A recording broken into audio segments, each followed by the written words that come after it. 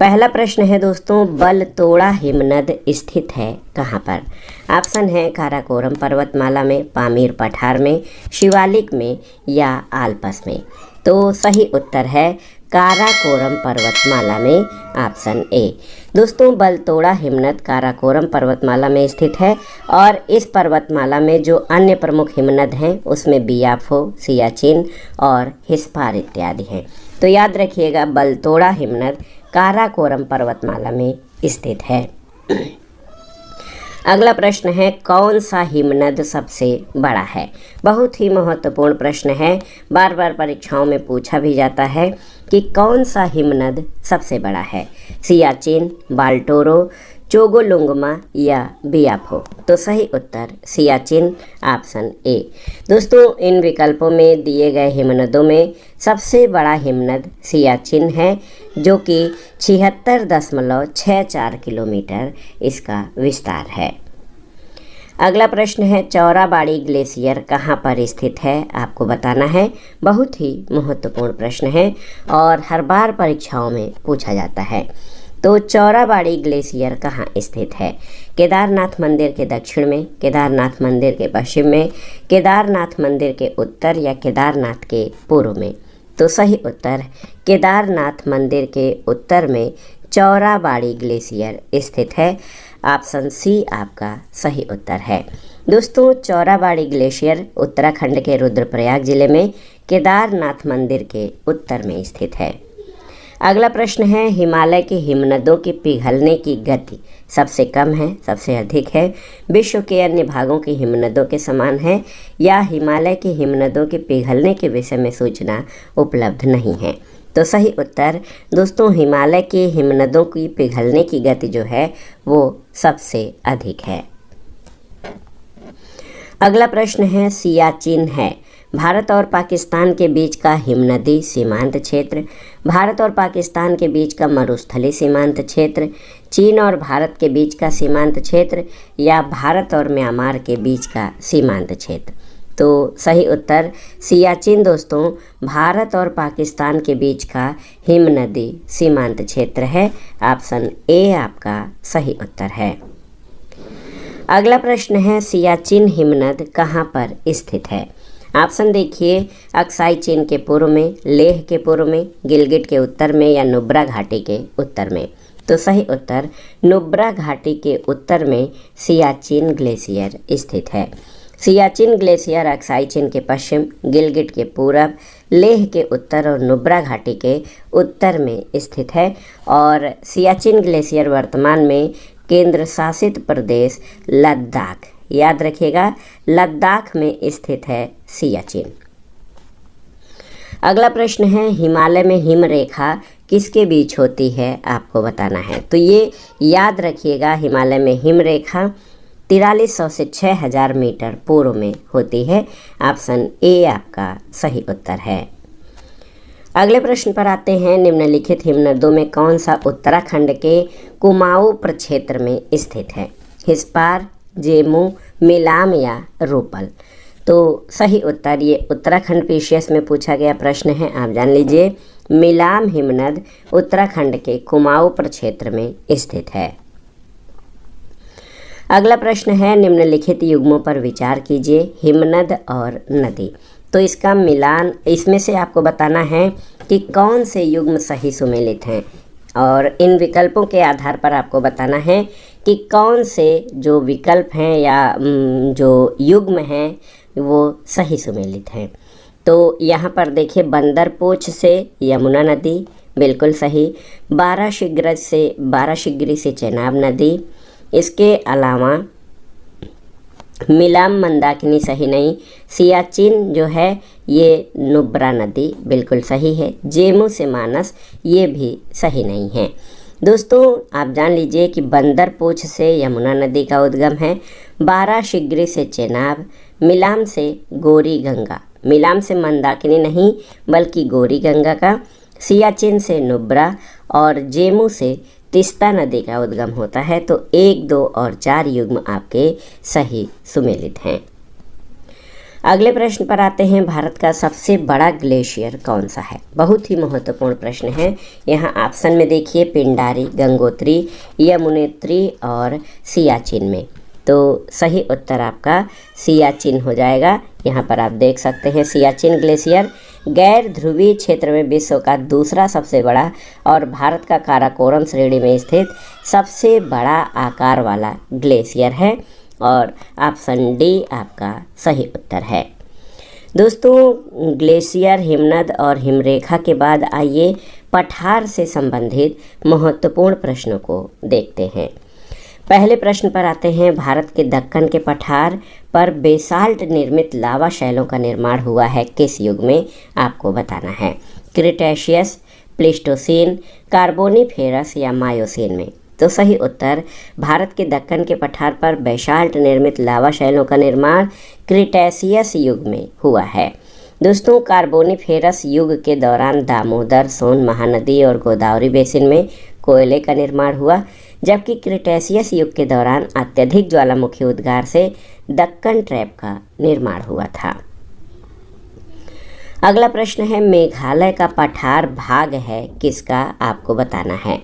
Option है हिमालय श्रेणी का, प्रायद्वीपीय खंड का, पूर्वी घाट पर्वतों का या सतपुड़ा श्रेणी का? तो सही उत्तर, मेघालय का पठार भारत के प्रायद्वीपीय खंड का भाग है। दोस्तों, ये भ्रंशन के कारण प्रायद्वीपीय भाग से मालदा गैप द्वारा पृथक हो गया है, लेकिन मेघालय का पठार प्रायद्वीपीय खंड का ही भाग है। अगला प्रश्न है, भारत के अतिरिक्त प्रायद्वीपीय पर्वत निर्मित हुए किस महाकल्प में? इयोजोइक, पैलियोजोइक, मेसोजोइक या सेनोजोइक महाकल्प में? तो सही उत्तर आपका हो जाएगा सेनोजोइक महाकल्प में भारत के अतिरिक्त प्रायद्वीपीय पर्वत निर्मित हुए हैं। दोस्तों, हिमालय और भारत के अतिरिक्त प्रायद्वीपीय पर्वतों, सिंधु और गंगा के मैदान के उत्तर भाग का निर्माण सेनोजोइक महाकल्प में हुआ है।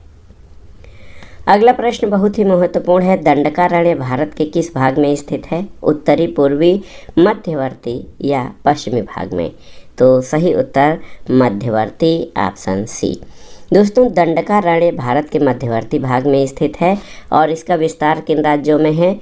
तो इसका विस्तार मुख्य रूप से आप देखिए, ओडिशा, छत्तीसगढ़, तेलंगाना, महाराष्ट्र और आंध्र प्रदेश आदि राज्यों में पाया जाता है और ये भारत के मध्यवर्ती भाग में स्थित है। अगला प्रश्न है, कौन सा पठार अरावली और विंध्य पर्वत श्रेणी के बीच पड़ता है? आपको बताना है। महत्वपूर्ण प्रश्न है कि कौन सा पठार अरावली और विंध्य पर्वत श्रेणी के मध्य पड़ता है? तो सही उत्तर मालवा का पठार, ऑप्शन डी। दोस्तों, जान लीजिए कि जो मालवा का पठार है अरावली और विंध्य श्रेणियों के बीच में स्थित है। इसकी उत्तरी सीमा अरावली और दक्षिणी सीमा विंध्य श्रेणी और पूर्वी सीमा बुंदेलखंड पठार द्वारा निर्धारित की जाती है। अगले प्रश्न पर आते हैं, छोटा नागपुर पठार का सर्वाधिक घना बसा जिला धनबाद क्यों है? ऑप्शन है उपजाऊ मिट्टी तथा दामोदर से निकाली गई नहरों द्वारा सिंचाई की सुविधा, कोयला, लोहा, अभ्रक, तांबा का पाया जाना, खनन उद्योग का विकास तथा औद्योगिकरण या उपरोक्त सभी। तो सही उत्तर धनबाद जो है ये सबसे अधिक घना बसा जिला है, क्योंकि यहाँ पर खनन उद्योग का विकास और औद्योगिकरण हुआ है। धनबाद कोयला खनन और औद्योगिक संस्थापन के लिए जाना जाता है। धनबाद में लाल मिट्टी व्यापक क्षेत्र में पाई जाती है जो कृषि के लिए उपयोगी नहीं होती। कोयला, लोहा, अभ्रक, तांबा इत्यादि का पाया जाना जनसंख्या के संकेंद्रण का कारण नहीं हो सकता। अगला है छोटा नागपुर पठार। ऑप्शन देखिए, एक अग्र गंभीर है, एक गर्त है, एक पदस्थली है या एक संप्राय भूमि है। तो सही उत्तर एक अग्र गंभीर है। छोटा नागपुर पठार में विभिन्न ऊंचाइयों के पठारों का क्रम मिलता है। इस पठार के प्रत्येक दिशा में सोपान मिलते हैं। पठार में ढाल तीव्र स्कार्पों के रूप में पाए जाते हैं, इसलिए ये अग्र गंभीर है।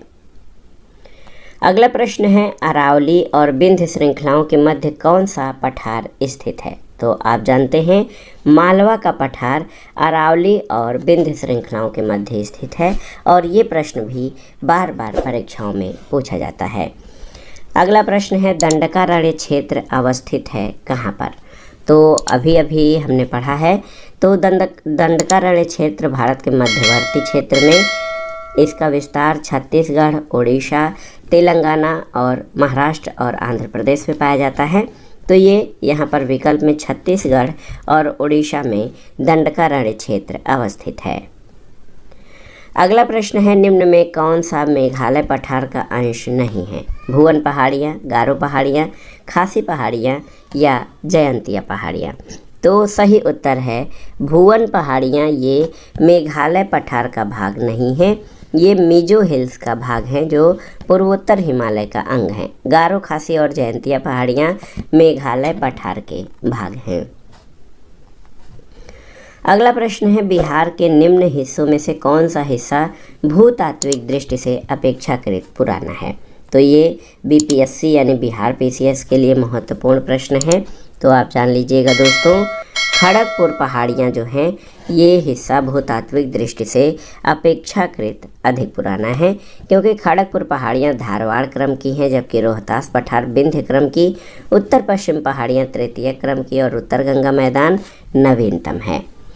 अब पठार के बाद आइए देखते हैं दोस्तों, देखिए महत्वपूर्ण तटीय भाग या जो कोस्टल एरिया है हमारा भारत का, उससे संबंधित महत्वपूर्ण प्रश्नों के बारे में। यहाँ से भी बार बार परीक्षाओं में प्रश्न पूछे जाते हैं, इसको तैयार करना बहुत ज़रूरी है। देखिए पहला प्रश्न है निम्नलिखित में से किस तट से भारत का औसत समुद्र तल मापा जाता है। मुंबई, चेन्नई, कोचीन या विशाखापट्टनम। तो आप जानते हैं चेन्नई तट से। भारत का औसत समुद्र तल चेन्नई तट से नापा जाता है। अगला प्रश्न है भारत की तट रेखा की कुल लंबाई लगभग कितनी है, आपको बताना है। 3500 किलोमीटर, 800 किलोमीटर, 6000 किलोमीटर या 7500 किलोमीटर। तो याद रखिएगा भारत के तट रेखा की लंबाई 7500 किलोमीटर है और भारत 3 ओर से समुद्र से घिरा हुआ है। इसकी तट रेखा 7516.6 किलोमीटर लंबी है।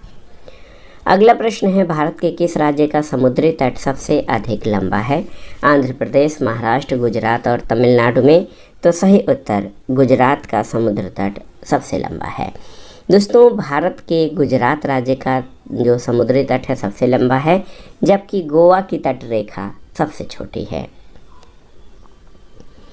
अगला प्रश्न है भारत में कितने राज्य तट रेखा से लगे हैं, आपको बताना है। महत्वपूर्ण प्रश्न है 7, 8, 9 या 10।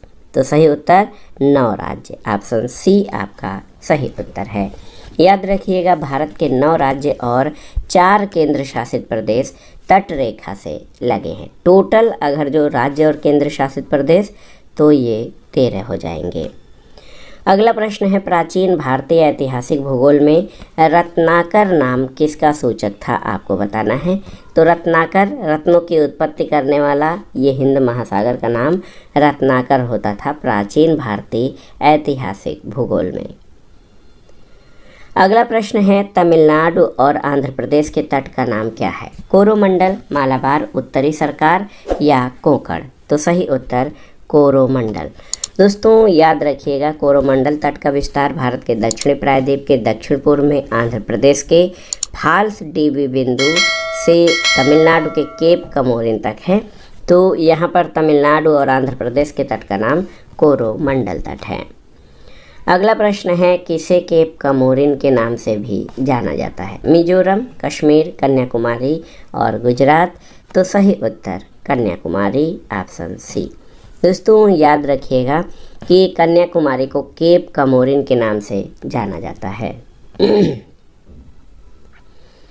अगला प्रश्न है भारत के पश्चिमी तटीय मैदान के उत्तरी भाग को जिस अन्य नाम से जाना जाता है वो क्या है। कर्नाटक तट, मालाबार, कोंकण या कोरोमंडल। तो सही उत्तर आपका हो जाएगा कोंकण, ऑप्शन सी। दोस्तों भारत का जो पश्चिमी तटीय मैदान है वो संकीर्ण है। इसके उत्तरी भाग को कोंकण तट, दक्षिणी भाग को मालाबार तट कहते हैं, जबकि पूर्वी तटीय मैदान के उत्तरी भाग को उत्तरी सरकार और दक्षिणी भाग को कोरोमंडल तट कहा जाता है। अगला प्रश्न है मन्नार की खाड़ी कहाँ स्थित है, आपको बताना है। तो याद रखिएगा, मन्नार की खाड़ी तमिलनाडु के पूरब में स्थित है।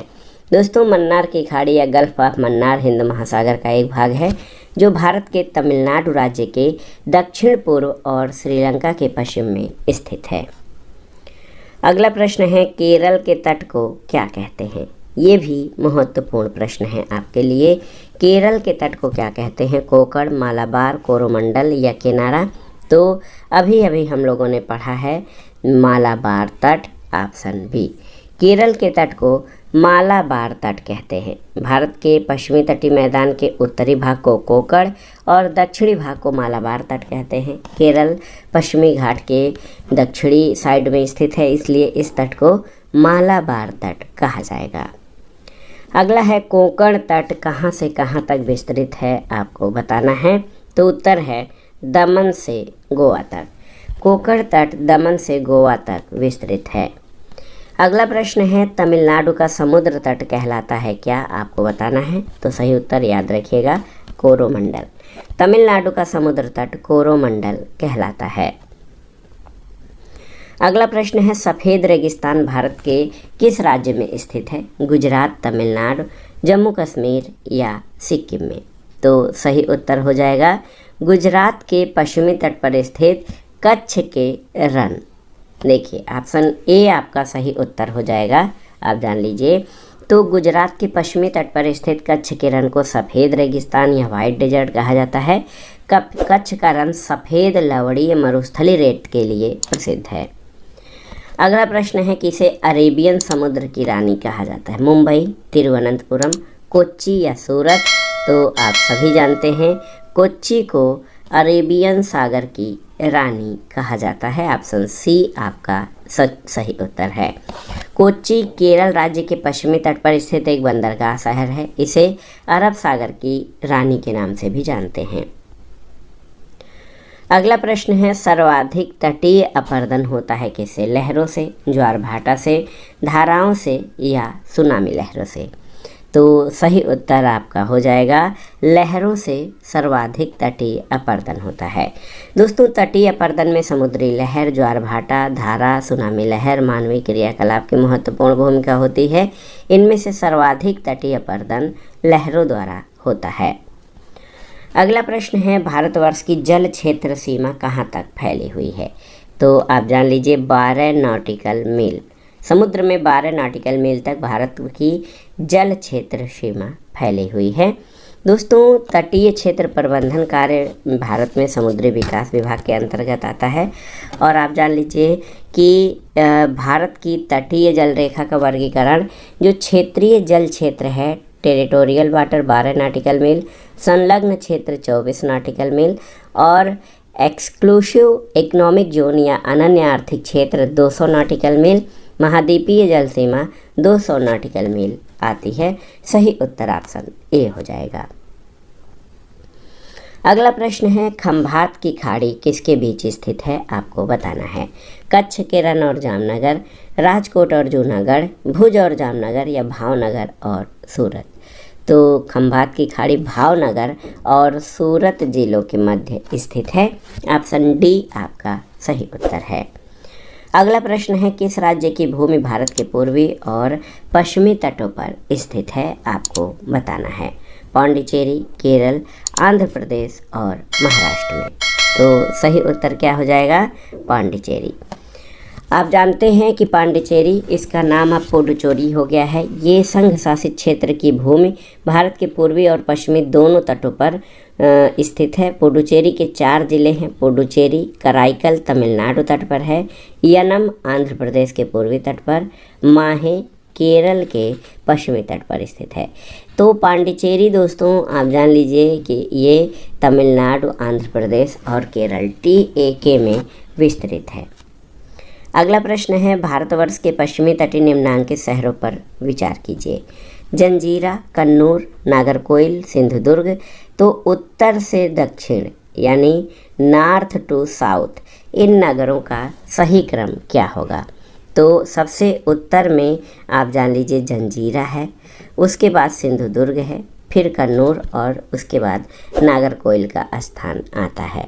तो सही उत्तर आपका हो जाएगा 1, 4, 2 और 3। देखिए, सबसे उत्तर में जंजीरा, उसके बाद सिंधुदुर्ग, फिर कन्नूर और सबसे लास्ट में आप देखिए नागरकोइल। इसको आप देख सकते हैं, ये पश्चिमी तट पर स्थित ये जो नगर हैं वो जंजीरा महाराष्ट्र के रायगढ़ ज़िले में, सिंधुदुर्ग महाराष्ट्र के सिंधुदुर्ग ज़िले में, कन्नूर जो है आप जान लीजिए कि केरल के कन्नूर ज़िले में, नागरकोइल तमिलनाडु राज्य के कन्याकुमारी ज़िले में है। अगला प्रश्न है सूची 1 का सूची 2 के साथ सुमेलन करिए और दिए गए कोड से सही उत्तर का चयन करिए। सागर पुलिन और राज्यों का मिलान करना है। दीघा तो ये पश्चिम बंगाल में, गोपालपुर ओडिशा में, कालांगुट आप जानते हैं गोवा में है और मरीना तमिलनाडु में है। 2, 3, 4 और 1 यहाँ पर ऑप्शन देखते हैं। ऑप्शन बी आपका सही उत्तर है। अगला प्रश्न है बरकला, चौबारा, चवाक्कड़ और नत्तिका किस राज्य के समुद्र तट हैं? ऑप्शन है कर्नाटक, महाराष्ट्र, तमिलनाडु या केरल। तो सही उत्तर है ये केरल राज्य के समुद्र तट हैं, वर्कला, चौबारा, चवाक्कड़ और नत्तिका। अगला प्रश्न है कौन सा समुद्र तट गोवा में है? पोलोलिम, वर्कला, कडल, मरीना। तो सही उत्तर है पोलोलिम। दोस्तों, पोलोलिम समुद्र तट या पोलोलिम बीच ये गोवा में स्थित है और वर्कला समुद्र तट केरल में, और देखिए कडल समुद्र तट पुडुचेरी में, मरीना तमिलनाडु में स्थित है। आज के वीडियो का आखिरी प्रश्न है दोस्तों कि कच्छ का भूदृश्य है कैसा? निम्नस्थ समतल और बालुकामय मैदान, अच्छी फसल वाली उपजाऊ भूमि, केवल बालू या फिर पहाड़ी। तो सही उत्तर निम्नस्थ समतल वाला बालुकामय मैदान। दोस्तों, कच्छ का रण गुजरात के कच्छ ज़िले और पाकिस्तान के सिंध प्रांत में विस्तृत मौसमी दलदली प्रदेश है। लवणीय निम्न भूमि में ये प्रदेश ग्रीष्मकालीन मानसून के समय लवणीय परतों और कीचड़ से ढका रहता है। उसके पूर्वी भाग पर थार का मरुस्थल है। तो विकल्प ए आपका सही उत्तर है।